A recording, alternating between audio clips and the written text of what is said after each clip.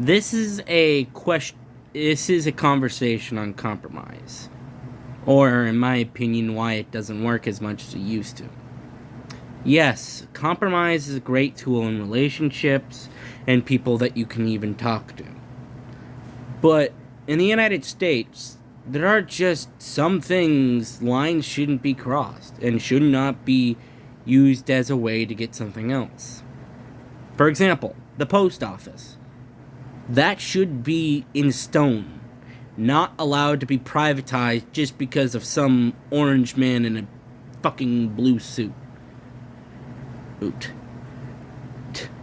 And as much as I hate to say it, compromise just doesn't work anymore.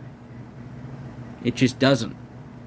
It seems like every single day the Republicans get what they want because they have a hissy fit. They have a hissy fit and say, and refuse to act like adults. And say, oh, it's the Democrats' fault that we can't form a government. No, it is your own dang fault because you refuse to have common sense. You refuse to be decent human beings, and you refuse to cooperate.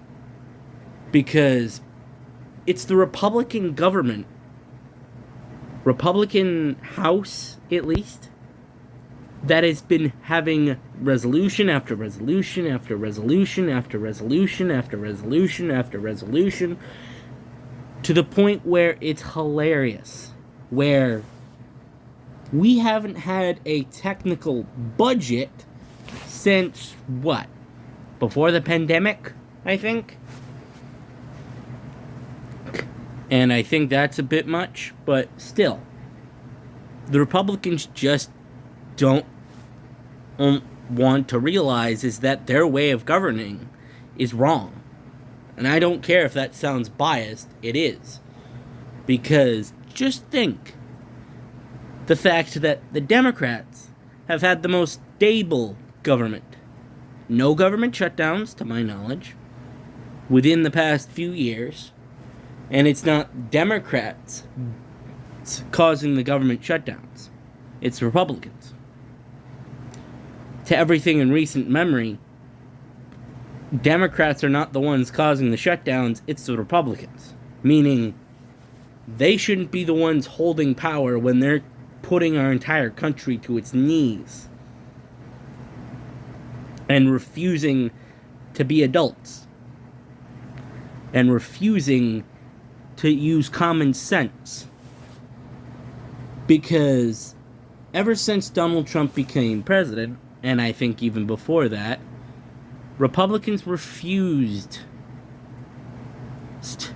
to, how do I say this? Refused to cooperate with left-thinking ideas just because it's communist. That line shouldn't work as much as it works. Because we're what? How many years back from how communism used to be? Back in 1991? I'll just do simple math. I'll just use Google. A simple Google search. And yes, I understand. Google can't be used for everything. Most people use it for casual use. And I'm not going to go through 13 different things here. But how many people were born after how many people were born after 1991 in the United States?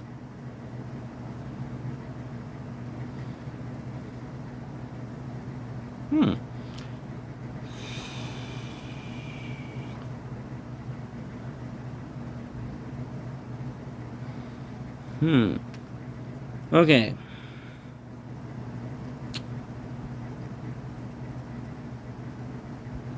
Okay.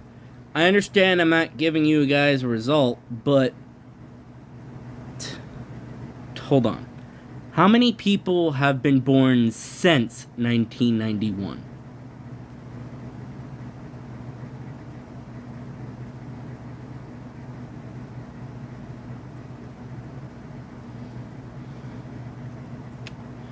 Okay, we don't have complete records about that. But US Census. We'll just use the census to make my life easier.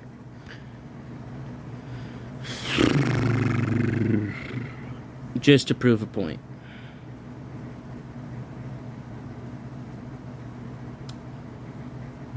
Population clock. There is 337 million people worldwide. Now, yeah, whoopity-doo, I know that.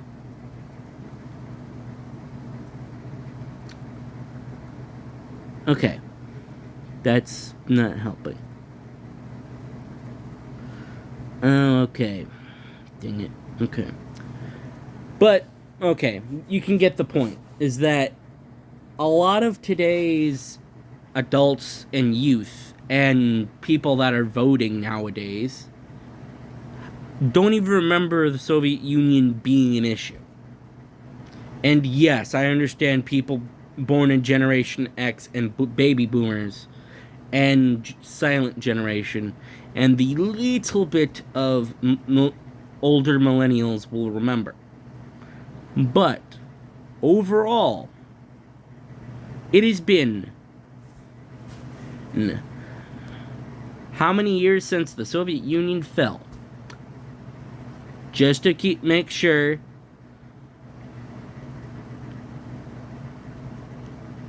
Oh my goodness gracious. It's been more than 30 years. I can say that. It's been more than 30 years. To get to my point, the reason why I'm saying this is the left should stop compromising with the right and make them come to our table instead of us going to theirs. Because it's just disgusting on how much they've ruined this country. And I'm going to just say that how I say it. Because the mail system before 2016 was a whole lot better before than after 2021. And I'm just going to say this. Ever since Donald Trump was in office, am I not mistaken, more people died thanks to his policies than Biden's. Because you can blame Biden for the terrible economy all you want, but that was Donald Trump's fault. Because having one-term presidents has that happen. Because people only think in the short term. Because that's just how our media is nowadays. Because people can't remember why we voted him out in 2020 and decided to vote him back in 2024. Because 77 million people have collective amnesia. Because that's just what happens in this country. Because the next 4 years, what will happen will be the fault of the 77 million people that voted for Donald Trump. And the warnings and the amount of people searching up what a tariff is should have given people a hint on why this country is going to feel the hurt of having a Donald Trump presidency. Because he's going to do things like what's the country name again? Argentinian president did. But there's a difference from the United States and Argentina. Argentina voted for austerity. They voted for austerity. They voted to put themselves into a recession. Where, I don't know how they did it, but he explained clearly that it's going to be painful before it gets better. And, well, that's what his voting base wants. But Donald Trump promised, with more lies than I could ever think to speak, including all my teeth, say, oh, day one's gonna be a booming day. Especially when the down average is going down. Because of all of Donald Trump's sporadic texts at 9 a.m. or 4 a.m. Like, this is what the people voted for. A person willing to cut education spending. I'm just gonna say this. There's a reason why I'm counting down the days until I can say bye-bye. Because even if another Republican wins in 28, and I highly doubt it, because we're going to be very, very much regretting our vote. Whoever voted for Donald Trump, they're going to regret every single second of the 1,461 days of the next presidency.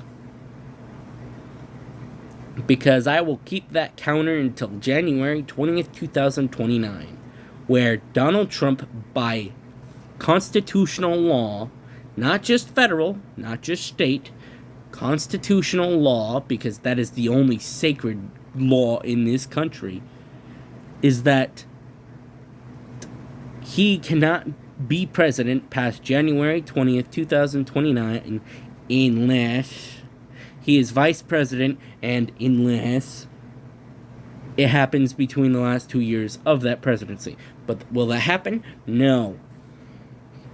And yes, technically Donald Trump could be still in politics. But people in the establishment will be sick and tired of him and just say, bye-bye. Because people are going to get sick and tired of Trump. Period. Go Gaming rant over.